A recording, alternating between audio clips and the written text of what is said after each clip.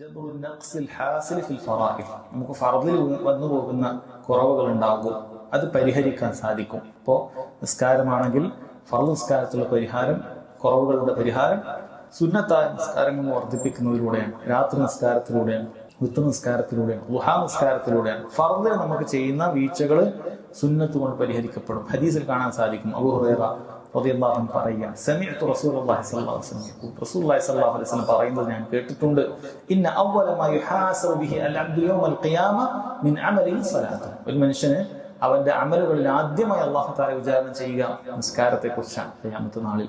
ഫഇൻ സലുഹത് ഫഖദ് അഫ്ലഹ വൻജഹ. നിസ്കാരത്തിന്റെ കാര്യം ശരിയായാൽ അവൻ വിജയിച്ചിരിക്കുന്നു. നിസ്കാരം ഏറ്റവും നമ്മൾ ശ്രദ്ധിക്കേണ്ടത്, അത് ശരിയായി വിജയിച്ചിരിക്കുന്നു എന്നാണ് പറയുന്നത്. വഇൻ ഫസദത് ഫഖദ് ഖാബ വഖസർ. അത് മോശമായി പോയാൽ അവൻ പരാജയപ്പെട്ടത് തന്നെ. ഇനി പറയുകയാണ്, ഫഇൻ ഇൻതഖസ മിൻ ഫരീദതിഹി ഷൈ. അവന്റെ ഫർളായ കാര്യത്തിൽ വല്ല വീഴ്ചയും വന്നാൽ ഖാല റബ്ബ്, അല്ലാഹു സുബ്ഹാനഹു വ തആല ഇടപെട്ടുകൊണ്ട് പറയുകയാണ്, ഉൻദുറു ഹൽ ലിഅബ്ദി മിൻ തതവ്വു. എന്റെ അടിമക്ക് വല്ല സുന്നത്തുണ്ടോ എന്ന് നോക്കൂ. മലക്കുകളോട് പറയുകയാണ്, ഫയുകമ്മലു ബിഹാ മൻ തഖസ മിനൽ ഫരീദ. അങ്ങനെ ആ സുന്നത്തുകൾ കൊണ്ട് ഫർദിൽ വന്ന വീഴ്ചകൾ പൂർത്തീകരിക്കപ്പെടുകയാണ്.